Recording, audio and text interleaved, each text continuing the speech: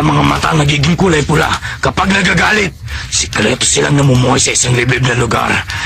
Kaya lang ay dinalo namin sila. Malaking trabaho yun. Masyado silang mahuhusay. Alam nyo ba mga ka-hunter, isa sa pinakamalaking misteryo sa buong Hunter x Hunter ay kung bakit nga ba talaga winasak ng Phantom Troop ang buong Kurta clan. Kung iisipin, parang simple lang, baka paghiganti o baka dahil sa pera. Pero habang lumalalim ang kwento, mas lalo lang itong nagiging nakakalito at nakakaintriga. At ngayon, may posibilidad na mas malalim pa ang dahilan. Isang dahilan na konektado mismo sa pinakamalakas na Nen ability ni Corollo Lucifer. Sa umpisa, kala ng lahat simpleng revenge lang ang nangyari. Ang sabi kasi, may kasalanan na ang Kurta laban sa Meteor City, kaya sila pinatay ng troop. Iniwan pa nila ang sikat na red tag note na nagsasabing, tatanggapin namin kahit anong iwan nyo dito sa Meteor City, pero wag kayong kumuha ng kahit ano sa amin. Ibig sabihin, may bagay na ninakaw raw ang Kurta clan. Pero ano? Hanggang ngayon, walang malinaw na sagot. Ang masakit pa, mismong si Ubogin, isa sa mga haligi ng troop, halos hindi na maalala ang Kurta clan noong nakaharap niya si Kurapika. Sino bang pinaghihiganti mo? Ang mga kuruta. Hindi ko sila kilala.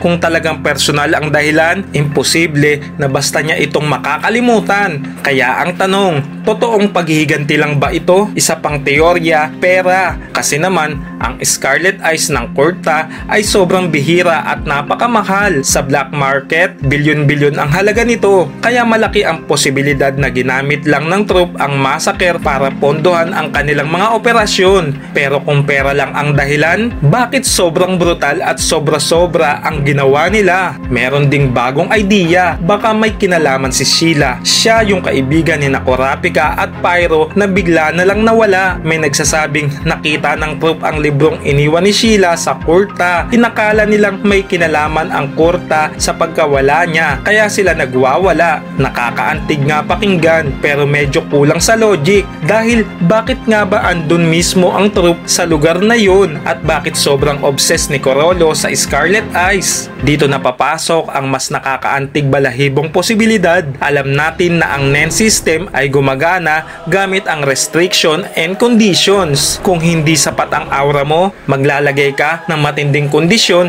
para maging posible ang ability mo. Gaya ni Kurapika, kulang siya sa raw aura, kaya pinalitan niya ng kapalit ang sarili niyang buhay sa Emperor Time. At alam natin na si Corollo, isa sa pinakamatalino at pinakamasamang manipulator ng Nen system. May bagong revelasyon sa manga na para makuha niya ang isang napakalakas na ability, kailangan muna niyang magnakaw ng isang national treasure. Kung ganon, posible na ang Kurta Massacre mismo ay isang kondisyon o prerequisite na nilagay niya para makuha ang isa sa pinakamapanganib na kakayahan ng skill hunter. Kung iisipin mo, sakto, rare at napakamahalaga ang Scarlet Eyes. Malakas at mapanganib ang buong Kurta clan, kaya magandang restriction para sa Nen contract. At ayon kay Ubogin, si Corollo daw ay sobrang nahumaling sa mga mata nila. Kung totoo ito, ibig sabihin hindi lang simpleng massacre ang nangyari. Ginawa ito ni Corollo bilang sakripisyo para lumakas pa ang kanyang skill hunter. Isang hakbang para maging ultimate mastermind sa Nen system.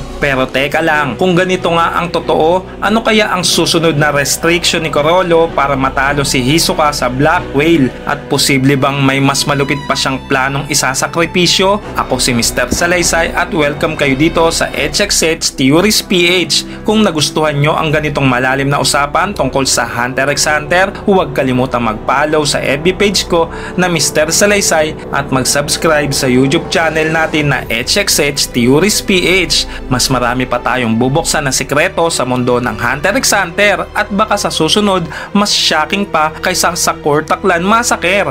Maraming salamat sa mga ka-hunter nating umabot sa dulo ng ating videos. Kita-kits sa mga susunod pa. Hanggang dito na lamang muna sa video na ito at laging maging mausisa dahil tayong lahat ay isang hunter.